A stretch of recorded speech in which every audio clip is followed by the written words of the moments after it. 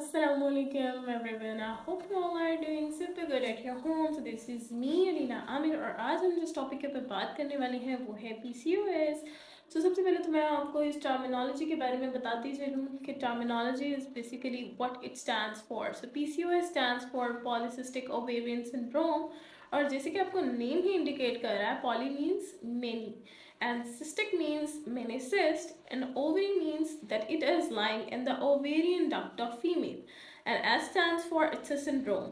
So basically it's a complete terminology which refers to it कि ovarian duct of the female के अंदर बहुत सारी जब cyst की आपके पास formation start हो जाए तो that refers to the polycystic ovarian syndrome condition.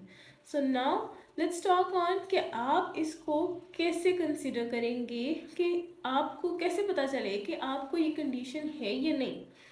सो सबसे पहले तो जिन फीमेल्स को ये कंडीशन होती है, सबसे पहले तो बात ये होती है कि उन फीमेल्स के अंदर इरेगुलर पीरियड स्टार्ट हो जाते हैं. ठीक है, उसके बाद उनको हेयर ग्रोथ स्टार्ट हो जाती है चिन के ऊपर, बैक के ऊपर, चेस्ट के ऊपर.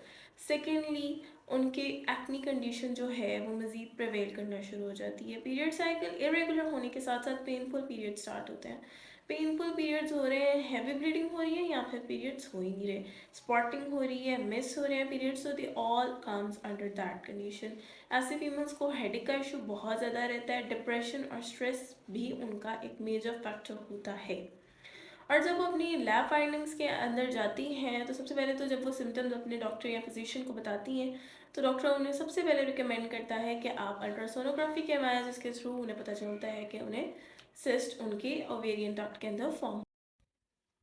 और उसके बाद जब अगर हम बात करें तो सिस्ट के डायग्नोसिस के बाद वो किस चीज़ को टारगेट आउट करते हैं, ब्लड प्रोफाइल की तरफ, जिसमें उन्हें पता चलता है कि उनके मेल हार्मोन्स जैसे कि एंड्रोजन और टेस्टोस्टेरोन जैसे हार्मोन्स जो हैं वो इंक्रीज़ कर गए हैं.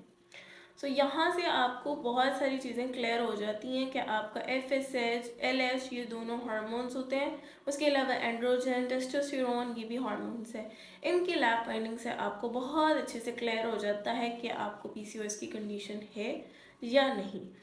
सेकेंडली ऐसी फीमेल्स जिनको पॉलीसिस्टिक ओवेरियन सिंड्रोम होता है, I want to clear over here कि ये ज़रूरी नहीं कि एक ओवरवेट और एक लीन पेशेंट दोनों में ये कंडीशन हो सकती है. ये ज़रूरी नहीं कि किसी एक को ये कंडीशन हो.